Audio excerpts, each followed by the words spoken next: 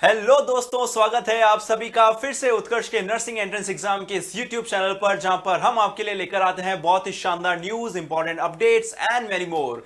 तो जैसा कि आप सभी को पता है बच्चों, एम्स ने अपने काउंसलिंग का जो फर्स्ट अलॉटमेंट सीट जो है बच्चों, सीट्स अलॉटमेंट किया है, उसकी बच्चों फर्स्ट काउंसलिंग की जो है बच्चों लिस्ट अवेलेबल हो चुकी है। तो सबसे पहले बच्चों ये जान लेते हैं कि किन किन स्टूडेंट्स को किन किन रैंक पर कौन कौन सी कॉलेजेस मिली है, स्टार्टिंग रैंक कौन सी है, लास्ट रैंक कौन सी है। इस वीडियो में आपको बताने वाला हूं कि आपको डिमांड ड्राफ्ट बनवाना है, आपको कौन कौन से डॉक्यूमेंट्स लेकर जाने हैं, वो तमाम और संपूर्ण जानकारी जो है बच्चों इस वीडियो में आप सभी के लिए मैं लेकर आया हूं। तो वीडियो के अंत तक बने रहिए ताकि सारी इंपॉर्टेंट अपडेट्स एंड न्यूज आप तक पहुंच जाए। और यदि उसके बाद भी यदि कोई भी तरीके का डाउट आपके मन में रह जाता है तो घबराने की कोई जरूरत नहीं है, मैं हमेशा आपके साथ बना रहूंगा। आप नीचे कमेंट करके बता दीजिएगा ताकि फिर मैं आपके हर डाउट को जो है सॉल्व कर सकूं। तो बच्चों, वीडियो में आगे बढ़ने से पहले सबसे पहले हम ये देख लेते हैं कि जो एम्स ने हमारा शेड्यूल जो है जारी किया था, उसके अनुरूप बच्चों एम्स का ये हमारा शेड्यूल है ना। एम्स ने हमारे एक इंपॉर्टेंट शेड्यूल जो है पूरा सीट अलॉटेशन का, और साथ ही साथ में बच्चों बीएससी नर्सिंग का जो हमारा पूरा ये रहने वाला है ना, ये पूरी स्कीम उन्होंने जो है ये पूरा उन्होंने शेयर कर रखा है, अपनी वेबसाइट पर अवेलेबल है ना। जैसा कि आप सभी ने जो चॉइस फिलिंग का जो पूरा जो प्रोसीजर है वो आपने कंप्लीट कर ही लिया होगा, जो आपका 5 तारीख से लेकर 9 तारीख के बीच में चला था। उसके बाद में बच्चों announcement of seat allocation of round 1, यानी कि अब 12 तारीख को जो है आपका जो सीट एलोकेशन का जो बच्चों पूरा शीट है वो आ चुका है। वो मैं आपको दिखाऊंगा भी बच्चों किस प्रकार से है, और उसके अंदर कौन कौन सी डिटेल्स है जो आपको फॉलो करनी है, जिसके अनुरूप जो है आपको आगे कॉलेज में अलॉटमेंट होगा, और बच्चों क्या आपको ऑप्शन सेलेक्ट करने हैं उसके अंदर, वो सारी इंपॉर्टेंट डिटेल्स मैं आप सभी के लिए लेकर आया हूं। तो बच्चों देखिए यहां पर आपको सीट एलोकेशन हो चुकी है। अब आपको जो करना है बच्चों, क्या करना है कि ऑनलाइन आपको जो सीट है, अलॉटेड सीट है, यदि आप उसको एक्सेप्ट करना चाहते हैं तो एक्सेप्ट करने के लिए आपके पास टाइम है 13 तारीख से लेकर 18 तारीख तक का, शाम को 5 बजे तक का समय है।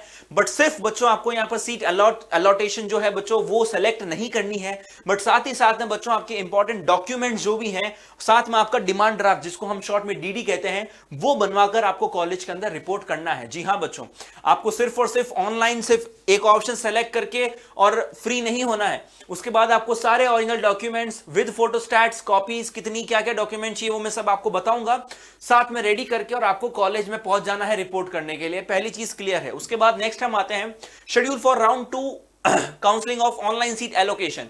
अब बच्चों जो राउंड 2 होगा, तो राउंड 2 में बच्चों आप सभी के लिए 25 तारीख को है ना, एक एम्स जो है एक शीट आपके लिए अवेलेबल करेगा कि कौन सी कॉलेज में कितनी सीट्स अवेलेबल है, ठीक है। उसके बाद में जो सेकेंड राउंड में आपको सीट एलोकेशन होगा वो भी 25 तारीख को हो जाएगा। और उसके बाद बच्चों सेम आपको ऑनलाइन एक्सेप्टेंस करना है। सीट जो आपको अलॉट हो गई है उसके लिए आपको टाइम मिलेगा 26 से लेकर 31 तक का। जी हां बच्चों, 6 दिन आपको पूरे मिलेंगे।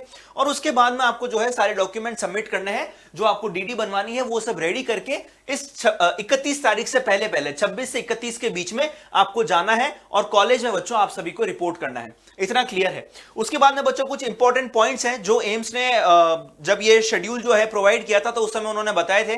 उन्होंने बताया था कि the round 2 will be initiated after the completion of round 1, यानी कि exercising of the choice will not be open for round 2 of seat allocation and choices selected in round 1 will be considered for round 2। अब इसमें और भी कुछ है नहीं आपके लिए, तो मैं बता देता हूं उसका क्या मतलब होता है।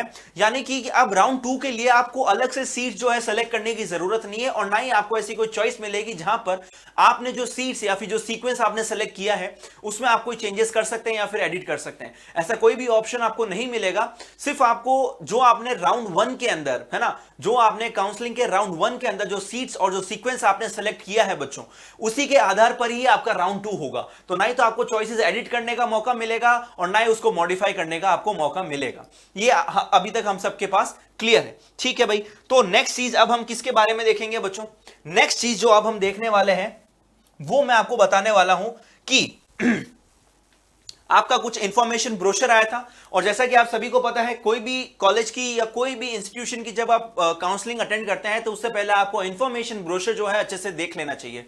तो एम्स का इंफॉर्मेशन ब्रोशर ज्यादा बड़ा है नहीं, तो फटाफट से हम उसको शॉर्ट में देख लेते हैं, है ना। तो ये सबसे पहले एलिजिबिलिटी, रिजल्ट, ये सब आपको पता ही था, ये सब हमने देख लिया। हाँ, इसमें प्रोसीजर बताया गया था कि किस तरीके से आपको जो है ऑनलाइन काउंसलिंग के लिए सीट जो है फिल करनी है, ये पूरा प्रोसेस है। एंड आई होप ये सारा जो है बच्चों आप देख चुके हैं।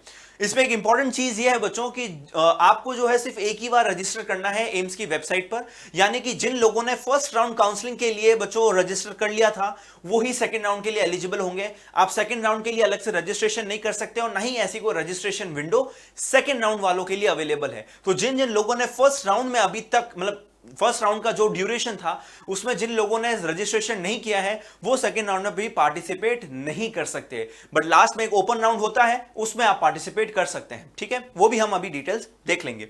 उसके बाद में बच्चों नेक्स्ट आपके पास जो मेन चीज है अभी हमारे लिए जो काम की चीज है वो ये है कि देखो भाई, हाँ ये आ गया, देखो 6th पॉइंट हम देखेंगे बच्चों, all the students who have been allotted seats in round 1 are required to log in. सबसे पहले आपको लॉग इन करना है ना, जहां पर आपका लॉग इन पेज है, जहां पर आपको आरयूसी कोड, आपका वेरिफिकेशन कैप्चा वगैरह सब डालना पड़ता है, एप्लीकेशन नंबर वगैरह वो डाल के आप लॉग इन करेंगे। लॉग इन करने के बाद बच्चों जो आपको डेट एंड टाइम दे रखा है, जो आपका अभी समय चल रहा है 13 तारीख से लेकर नेक्स्ट आपको 17-18 तारीख तक का जो समय है उसमें आपको अपनी सीट जो है बच्चों सेलेक्ट करनी है। वो कैसे करनी है बच्चों, जैसे ही आप लॉगिन करेंगे, लॉगिन करने के तुरंत बाद बच्चों आपके पास दो ऑप्शंस आएंगे। Option 1, accept the allotted seat and do not wish to participate in further rounds of seat allocation. यानी कि यदि आप ऑप्शन 1 सेलेक्ट करते हैं तो आपको जो एम्स मिला है फर्स्ट राउंड काउंसलिंग में वो आपकी फाइनल सीट होगी, आप उसको एक्सेप्ट करेंगे और बच्चों तय डेट के अंदर अंदर आपको जो है एम्स के अंदर जाकर ओरिजिनल डॉक्यूमेंट्स का वेरिफिकेशन करवाना है और साथ में 1 लाख रुपए का जो डीडी है वो लेकर जाना है। ठीक है, साथ में बच्चों जो आपका ऑप्शन 2 है यदि आप वो सेलेक्ट करते हैं तो भी बच्चों आपको जो है एक बार सीट तो कंफर्म करनी पड़ेगी, यानी कि राउंड 1 में जो आपको सीट मिली है उसमें आपको एक बार इन पर्सन जाकर रजिस्ट्रेशन करवाना पड़ेगा। यानी कि आप जो है राउंड 1 की सीट को एक्सेप्ट करते हैं पर आप अपग्रेड करवाने के लिए राउंड 2 के लिए भी पार्टिसिपेट करना चाहते हैं, तो यानी कि accept allotted seat and want to participate in round 2 of seat allocation. If you choose option 2 and participate in next round, you are allocated another seat as per your choice in next round. Then you will have to join the seat allocated during the next round and vacate the previously allocated seat. The seat shall be automatically allotted to other candidates in order of merit. Failure to join the upgraded seat in next round of seat allocation shall lead to impositions of penalty of 1 lakh if you do not join upgraded seat. छोटी सी बात है बच्चों, बहुत बड़ी रामायण हमें कुछ भी नहीं देखनी है। छोटी सी बात यह है कि बच्चों आप यदि ऑप्शन 2 सेलेक्ट करते हैं और यदि आपकी जो चॉइस है वो अपग्रेड होती है तो आपको बच्चों पहली वाली जो राउंड 1 में जो आपको सीट अलॉट हुई है उसमें सबसे पहले जो अभी आपको सीट अलॉट हुई है उसमें जाकर आपको रिपोर्ट करना ही है, तो ही आप सेकेंड राउंड के लिए एलिजिबल होंगे। पहली चीज, सेकेंड राउंड में यदि आप अपग्रेड करवाना चाहते हैं तो सेकेंड राउंड में अपग्रेड करने के लिए सबसे पहले आपको राउंड 1 में जो कॉलेज मिला है उसमें जाकर आपको रिपोर्ट करवाना है। देन यदि आपका अगर सेकेंड राउंड में अगर आपकी सीट अपग्रेड होती है तो फिर आपको सेकेंड राउंड में जो भी कॉलेज मिलेगा वहां पर आपको जाकर फिर से रजिस्ट्रेशन करवाना पड़ेगा, यानी कि फिर से आपको वहां पर सारे ओरिजिनल डॉक्यूमेंट्स लेकर जाने पड़ेंगे एंड साथ ही साथ में बच्चों जो डीडी है आपका बना हुआ वो आपको लेकर जाना पड़ेगा। बट बच्चों देखो इसमें मजे की बात यह है कि यदि है ना, यदि आपको सेकेंड राउंड में अगर कोई कॉलेज या कोई सीट मिल जाता है तो आपकी फर्स्ट राउंड वाली सीट का क्या होगा, तो फर्स्ट राउंड वाली जो सीट है वो खाली हो जाएगी, ऑटोमेटिकली कैंसिल हो जाएगी और सेकंड राउंड में जो आपको सीट मिल रही है वो आपकी फाइनल सीट मानी जाएगी। ठीक है ना, और वो किस तरीके से होता है बच्चों, यानी कि जैसे कि आपने 5 नंबर की कोई कॉलेज अभी आपको मिली है तो 5 नंबर के ऊपर वाली यदि कोई कॉलेज आपको जो स्टार्टिंग की जो आपकी प्रेफरेंस है वो, और यदि उसमें से कोई कॉलेज में सीट अवेलेबल होती है तो वो आपको दे दी जाएगी। ठीक है बच्चों, वो तो आपके लिए अच्छा ही है, आपकी जो प्रेफरेंस है उसके हिसाब से आपको अपग्रेडेड चॉइस मिल जाएगी, बिल्कुल अच्छी बात है। ठीक है ना, हाँ इसमें आपको रिफ्यूज करने का कोई ऑप्शन नहीं दिया गया है, यानी कि यदि अगर आपको सीट मिल गई है तो भैया एम्स ने कह दिया है कि आपको सीट तो लेनी पड़ेगी, है ना, आप सीट को रिफ्यूज नहीं कर सकते। हमने आपको सीट दे दी है तो सीट लो, ठीक है ना, नहीं तो 1 लाख रुपए भरने पड़ेंगे। हाँ तो बच्चा ऐसा है कि therefore the candidates are requested to fill their choices carefully and responsibly। उन्होंने पहले कह दिया भाई अपने रिस्क पर सीटें भर रहे हो, उसके बाद इन्होंने बोला है कि shall be responsible for the choices, failure to log in and selecting the option after the seat allocation within the date and time specified in the important date link will be lead to forfeit of the allotted seat and render your ineligibility for round 2। भाई बड़ी बात है भाई, इन्होंने कहा है कि यदि अभी राउंड 1 में यदि आपको कोई एम्स मिल गया है तो आप सबसे पहले जाएं और इन 2 ऑप्शंस में से एक ऑप्शन को सेलेक्ट कर लें, ठीक है ना, तो आप फायदे में रहेंगे और आपका भला हो जाएगा, आपको कोई कॉलेज मिल जाएगा। यदि आप लॉगिन करके इन दोनों ऑप्शंस में से कोई भी एक ऑप्शन फिल नहीं करते हैं तो बच्चों सेकंड राउंड के लिए आप एलिजिबल नहीं होंगे। साफ लिखा है एम्स ने, यहां पर आप इन एलिजिबल हो जाएंगे। ध्यान दो बच्चों, यहां पर आप जो है बच्चों इन एलिजिबल हो जाएंगे। हाँ ये देख लो भाई, forfeit of allotted seat and render you ineligible for round 2। ये ध्यान दे दो भाई, ये बहुत इंपॉर्टेंट चीज है, ठीक है। उसके बाद नेक्स्ट आता है कि आपको कौन कौन से डॉक्यूमेंट्स लेकर जाने हैं, है ना, कौन कौन से डॉक्यूमेंट्स आप लेकर जाएंगे बच्चों, एक बार देख लेते हैं। All the candidates who are allotted seats are mandatory required irrespective of, मतलब आप भले ऑप्शन 1 चूज कर रहे हैं चाहे ऑप्शन 2 चूज कर रहे हैं, आपको एक बार तो कॉलेज में जाकर रिपोर्टिंग देनी ही पड़ेगी। अब वहां पर रिपोर्टिंग देने जाएंगे तो आपको ओरिजिनल डॉक्यूमेंट्स और डीडी साथ में लेकर जाना है। तो वो डॉक्यूमेंट्स कौन कौन से हैं आप सभी को मैं बता देता हूं। देखो, the candidates required deposit the certificates, original certificates, ठीक है ना। तो देख लेते हैं भाई, इन चीजों का ध्यान रखो, है ना, इन चीजों का ध्यान रखना है। देखो भाई, ओरिजिनल सर्टिफिकेट्स और साथ में आपको demand draft of 1 lakh rupees, ठीक है ना। तो ये आपको साथ में लेकर जाना है फर्स्ट राउंड में यदि आप जा रहे हैं अपना रिपोर्टिंग करने के लिए। तो जब आप ये सारी चीजें लेकर जाएंगे ना हाँ रिपोर्टिंग, अब आपके पास लिस्ट आ गई है भाई, अब आपके पास लिस्ट आ गई है कि आपको कौन कौन से चीजें लेकर जानी है। तो सबसे पहले आप एडमिट कार्ड लेकर जाएंगे, जो आपका एम से इशू हुआ था, वो एडमिट कार्ड आपके पास प्रिंट आउट होगा, वो उसकी 1-2 कॉपीज और करवा लेना। यानी कि जो भी आप ओरिजिनल डॉक्यूमेंट्स लेकर जाएं तो 3 सेट बनाने हैं बच्चों आप सभी को। जैसा मैं हमेशा बताता हूं, एक सेट रहेगा आपके ओरिजिनल डॉक्यूमेंट्स का, एक सेट रहेगा आपकी फोटोकॉपीज का। यानी कि आपको एक ओरिजिनल डॉक्यूमेंट्स का पूरा सेट बनाकर रखना है और साथ में हर ओरिजिनल डॉक्यूमेंट की 2-2 फोटोकॉपीज करवा के रखनी है। तो एक सेट ओरिजिनल डॉक्यूमेंट्स का और बचे हुए 2 सेट जो है आपकी फोटोकॉपी रहेंगे। इन केस यदि आपका कोई एक सेट खो जाता है या खराब हो जाता है या किसी कारण, क्योंकि बारिश बहुत है बच्चों, ट्रैवलिंग करते समय यदि एक आध सेट खराब भी हो जाता है तो अगर यदि आपके पास एक और कॉपी रहेगी तो बच्चों आपके लिए वो परेशानी का सबब नहीं बनेगा। आपके पास एक एक्स्ट्रा कॉपी रहेगी, एक्स्ट्रा चीज रहेगी, तो आपको ही सहूलियत रहेगी और आपको ही इसमें इजी रहेगा। अब डॉक्यूमेंट्स कौन कौन से हैं ध्यान से देख लेना भाई। एम्स ने सारे डॉक्यूमेंट्स बता दिए, admit card, registration slip, offer letter, seat allocation letter. Seat allocation letter आपको मिल जाएगा। Certificate in proof of passing 12th, यानी कि 12th का आपको पासिंग सर्टिफिकेट या फिर 12th की मार्कशीट यदि आ गई है तो वो लेकर जानी है, ठीक है। उसके बाद 10th की मार्कशीट लेकर जानी है, 12th की लेकर जानी है, लिख ही दिया है बच्चों, जिसके अंदर आपके ये सारे aggregate English, physics, chemistry, biology subjects का उसमें होना चाहिए, सीधी सी बात है, हम सबको पता है। हाँ भाई, माइग्रेशन सर्टिफिकेट भी लेकर जाना है आपको साथ में, है ना। उसके बाद यदि आप कोई कास्ट से बिलोंग करते हैं तो आपको ST SC OBC EWS का भी जो है बच्चों लेटेस्ट सर्टिफिकेट आप सभी को लेकर जाना है, ठीक है ना। उसके बाद अगर आप फिजिकली हैंडीकैप्ड हैं तो वो भी आपको लेकर जाने हैं। और लास्ट में ये पॉइंट देख लो भाई, हम लोग ये सब चीजें जो है मिस कर जाते हैं। तो यदि आप इस पेज पर आए हैं तो मैं मेक श्योर करूंगा कि आप कोई भी चीज स्किप ना करें। Self attested 1 set photocopy of above certificates, AIIMS ने साफ तौर पर लिख दिया है बच्चों कि आपको सेल्फ अटेस्टेड यानी कि खुद ही सारी जितने भी आप फोटोकॉपीज करवाएंगे 2-2 सेट, तो उन सबको आप खुद साइन करना है, सेल्फ अटेस्ट करना है और उसके बाद साथ में लेकर जाना है। इन्होंने बोला है 1 सेट, पर मैं कहता हूं 2 सेट रखना। अपने पास एक चीज एक्स्ट्रा रखोगे तो कोई नुकसान नहीं है। इसमें इन्होंने फोटोग्राफ्स का भी शायद कहीं मेंशन किया नहीं है ना। देखो, हाँ फोटोग्राफ्स का इन्होंने मेंशन नहीं किया है, बट अपने साथ फोटोग्राफ्स लेकर जाना, ठीक है ना। चलो अब उसके बाद, हाँ अब उसके बाद आ गया कैंडिडेट्स अवेलिंग कॉन्स्टिट्यूशनल रिजर्वेशन, है ना। अब ये सारी रिजर्वेशन के लिए है ना, जो भी आपको जहां जहां पे रिजर्वेशन चाहिए, जैसे फिजिकली हैंडीकैप्ड हैं, है ना, आप OBC ST SC EW से बिलोंग करते हैं, तो ये सारी चीजें भी आपको लेकर जाना है। इन सबके सर्टिफिकेट्स ओरिजिनल और अप टू डेट जो सर्टिफिकेट्स हैं वो आपको लेकर जाने हैं, ठीक है भाई। तो हमने इंफॉर्मेशन ब्रोशर भी देख लिया है। अब लास्ट चीज जो है हमारे काम की और जिसके लिए बच्चों हमें ध्यान देना है वो ये है देख लेते हैं भाई, वो ये है बच्चों हमारी वेबसाइट पर जो है अब ये आपके पास इस तरीके से announcement of first round of seat allocation for AIIMS new Delhi and other AIIMS for BSc honours nursing courses 2024 session, यानी कि ये शीट जो है बच्चों अब आपके पोर्टल पर अवेलेबल है।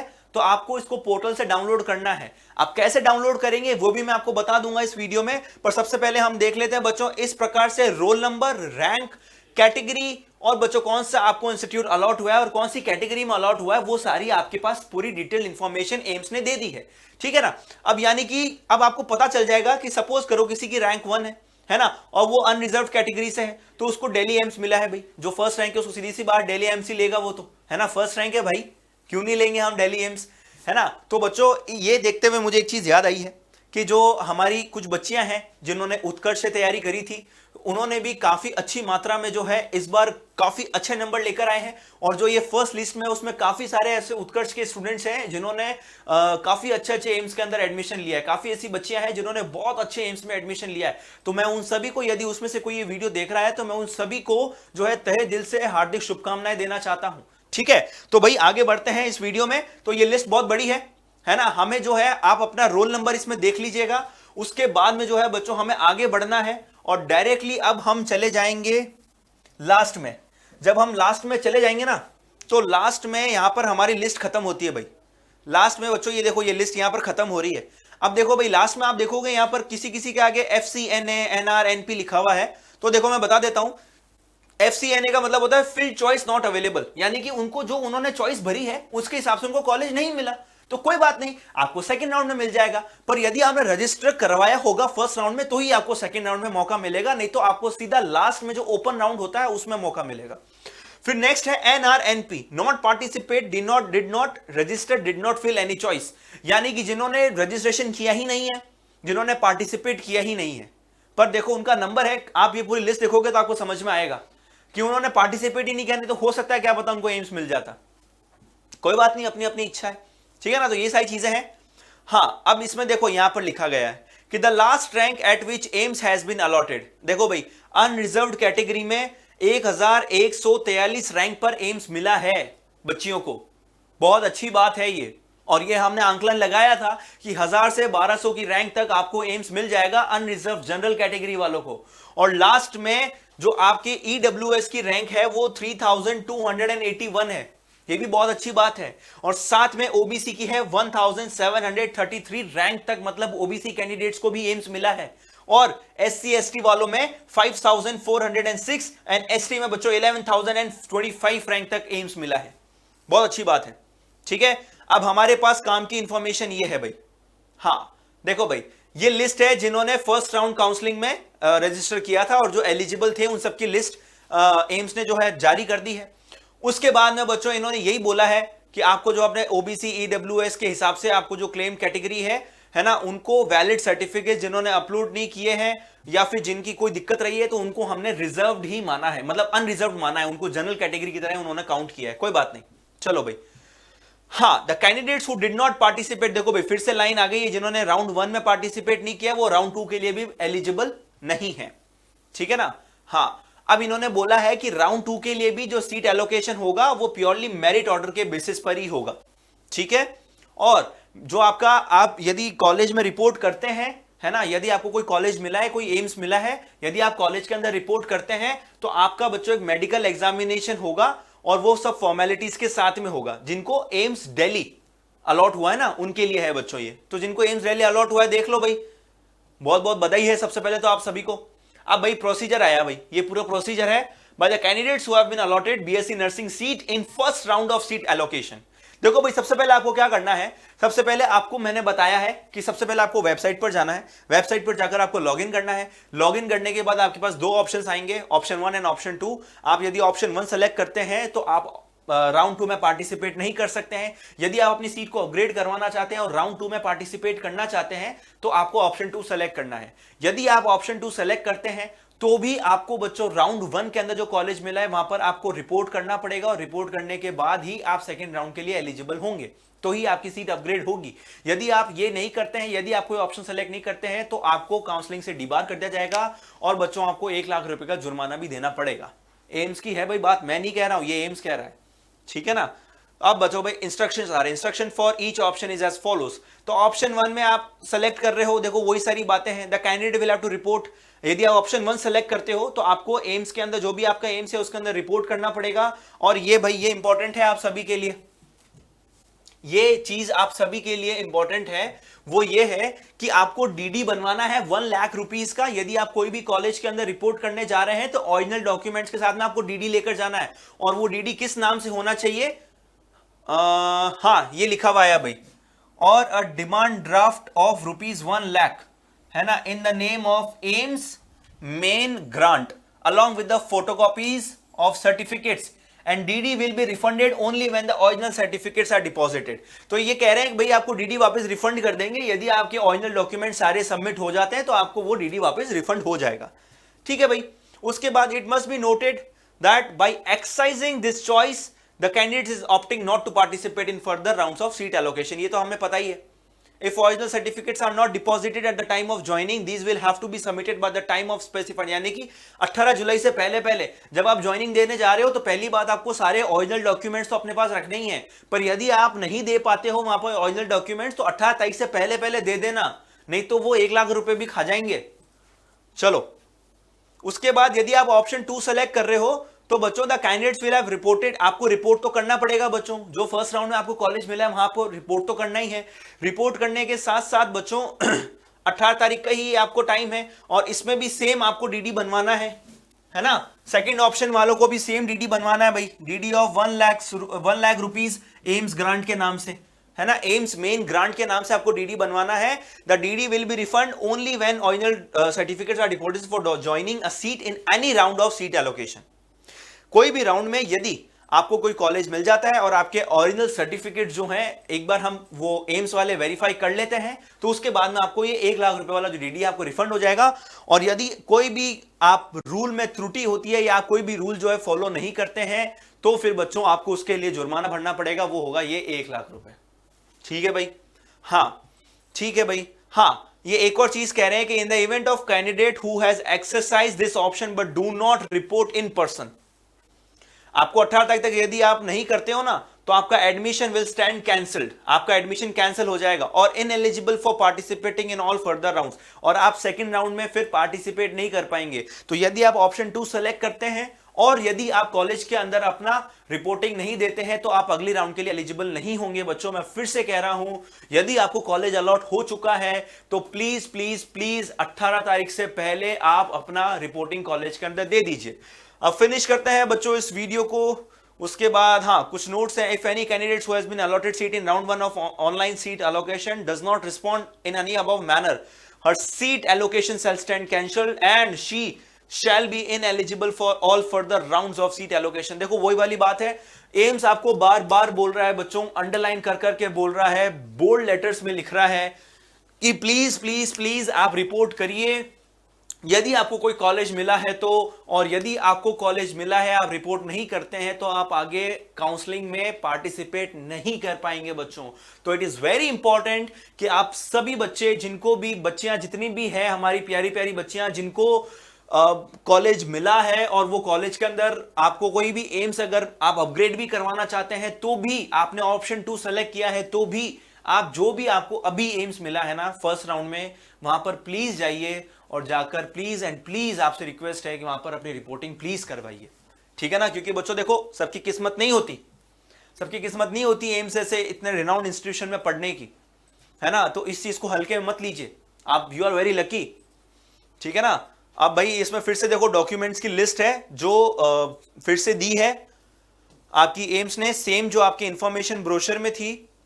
ठीक है, इन्होंने ये भी बोला है कि यदि आप ओबीसी या ईडब्ल्यूएस के सर्टिफिकेट्स अगर आप उसके लिए एलिजिबल हैं तो उसके लिए कैटेगरी की इशू डेट क्या होनी चाहिए बच्चों, आपकी जो कैटेगरी है उसके सर्टिफिकेट की इशू डेट इसके मध्य होनी चाहिए, यानी कि 9/6/2023 से 9/6/2024 के बीच का आपका ओबीसी का सर्टिफिकेट होना चाहिए नॉन क्रीमी लेयर का, और ईडब्ल्यूएस का बच्चों 1/4/2024 से 9/6/2024 के बीच का होना चाहिए, यानी कि 24-25 का बना हुआ होना चाहिए। ध्यान रख लेना, नहीं है तो बनवा लेना अभी हाथों हाथ।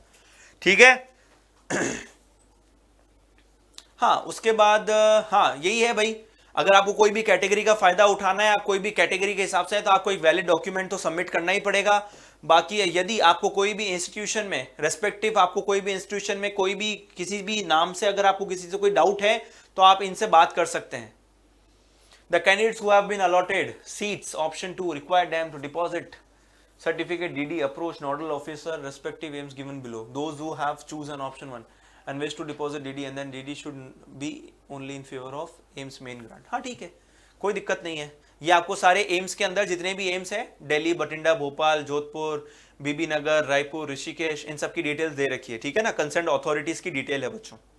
हाँ, अब ये है बच्चों policies regarding eligibility for round 2 में वही एलिजिबल हो पाएंगे जिन्होंने राउंड 1 में रजिस्ट्रेशन करवाया है, और जिन्होंने ऑप्शन 2 सेलेक्ट किया है वही राउंड 2 में जाएंगे। जिन्होंने ऑप्शन 1 सेलेक्ट किया है वो राउंड 2 में नहीं जा पाएंगे। उनको जो फर्स्ट राउंड में जो कॉलेज मिला है उसमें रिपोर्ट करना और उसमें आपको एडमिशन ले लेना है बच्चे, ठीक है।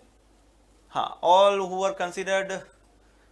हाँ, अब जिन्होंने भी, अच्छा अब उनका क्या सर कि जिनको राउंड 1 में कॉलेज मिला ही नहीं है, तो सर उनका क्या होगा? जिन्होंने रजिस्ट्रेशन तो कर लिया है राउंड 1 में, पर उनको राउंड 1 में कोई कॉलेज मिला नहीं है, तो वो भी राउंड 2 के लिए एलिजिबल होंगे। आपको अलग से कोई रजिस्ट्रेशन करने की जरूरत नहीं है। यदि आपको राउंड 1 में कोई भी कॉलेज नहीं मिला है तो राउंड 2 के लिए आप ऑटोमेटिकली एलिजिबल है। आपको फर्दर राउंड 2 के लिए अलग से कोई भी रजिस्ट्रेशन करने की जरूरत नहीं है। देखो भाई, इसमें लिखा हुआ है who were considered in round 1 but have not been allocated any seat will be eligible for next round। ठीक है ना, आप ऑटोमेटिकली नेक्स्ट राउंड के लिए एलिजिबल है। हाँ, इसमें यह भी है, हमने देखा है कि किसी के आगे NRNP भी लिखा हुआ है, तो मतलब इनका मतलब उन्होंने रजिस्टर ही नहीं किया, उन्होंने चॉइसेस ही फिल नहीं करी राउंड 1 के लिए, तो वो shall not be considered eligible for round 2। इनको राउंड 2 के लिए एलिजिबल ही नहीं है। बट लास्ट में मैंने क्या बोला था बच्चों? ओपन राउंड्स, ये सारे के सारे जो बच्चे हैं ना वो ओपन राउंड्स के लिए एलिजिबल है। तो ये वाला पॉइंट इंपॉर्टेंट है भाई, ये वाला पॉइंट इंपॉर्टेंट है, ठीक है ना। जिन्होंने NPNR है, यानी कि जिन्होंने अभी तक रजिस्टर नहीं किया ना, वो ओपन राउंड के लिए रजिस्टर कर सकते हैं, ठीक है भाई। वही है, same general rules adopted for first round online counselling, कि भाई आपको प्योरली मेरिट के बेसिस पर सीट्स अलॉट की गई है, और कास्ट के हिसाब से जो सीट्स अलॉट की गई हैं वो भी आपको इसमें बता दिया गया है। बाकी इसमें ज्यादा कुछ इंपॉर्टेंट है नहीं बच्चों। जो आपके राउंड 1 में सीट्स बच जाएंगी वो राउंड 2 के लिए रहेंगी, और राउंड 1 कंप्लीट हो जाने के बाद ही आपके राउंड 2 का 25 तारीख से, जैसा कि मैंने आपको बताया, एक शीट आएगी और उसके बाद ही आपको राउंड 2 के लिए अलॉटेड सीट्स का जो है पूरा परफॉर्मा दे दिया जाएगा।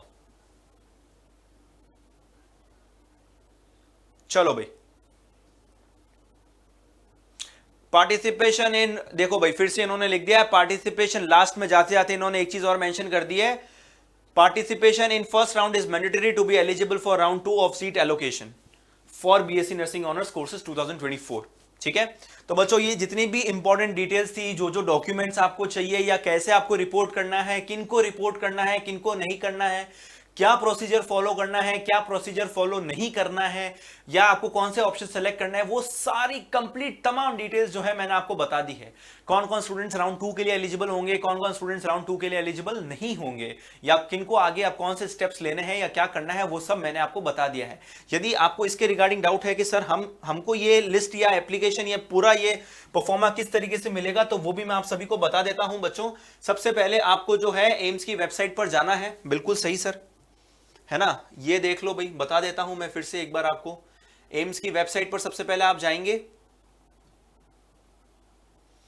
है ना, तो वो भी मैं आपको पूरा प्रोसेस बता देता हूं, ताकि यदि आप में से किसी को अगर ये शीट जो है जिनको पीडीएफ चाहिए तो वो भी आपको अवेलेबल हो जाएगी। पर सबसे पहले कैसे होगी वो मैं बता देता हूं। तो देखो भाई, ये आपकी वेबसाइट आ गई मेन, ये वेबसाइट देख लो भाई, www.aimsexams.ac.in, इस वेबसाइट पर आप जाएंगे। जैसे इस वेबसाइट पर आप जाएंगे तो इस प्रकार से इतना बड़ा आपके सामने ये पूरा परफॉर्मा खुल जाएगा, है ना। ये खुलते से ही बच्चों सबसे पहले आपको जाना है नीचे एकेडमिक कोर्सेज पर।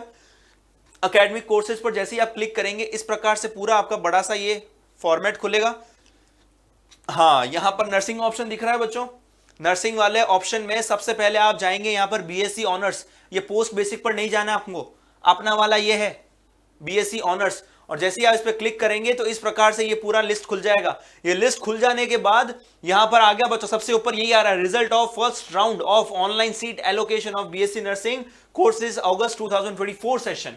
ठीक है ना, तो यहां से आप जैसे इस पर क्लिक करोगे वो लिस्ट आपकी पूरी डाउनलोड हो जाएगी। इसको जैसे ही आप प्रोसीड करोगे तो प्रोसीड करने के बाद बच्चों आपका लॉगिन वाला पोर्टल खुल जाएगा, है ना। इस प्रकार से बच्चों आपका जो है पूरा लॉगिन वाला जो है पोर्टल खुल जाएगा, है ना। इसमें प्रॉब्लम आ रहा है, ये नहीं खुल रहा है तो कोई बात नहीं, पर जैसे ही आप उसको प्रोसीड करेंगे तो आगे जाकर आपका जो है लॉगिन वाला पूरा पोर्टल है वो खुल जाएगा। तो आप वहां पर लॉगिन करके जो भी पर्याप्त ऑप्शन आप भरना चाहते हैं आपकी सीट के हिसाब से आप भर सकते हैं, और भरने के बाद अब अगली राउंड में भी अपीयर कर सकते हैं। तो आई होप आपको ये वीडियो अच्छा लगा होगा, है ना। अच्छा लगा हो तो आप सारी अपनी फ्रेंड्स के साथ इसको जरूर फॉलो शेयर कीजिए।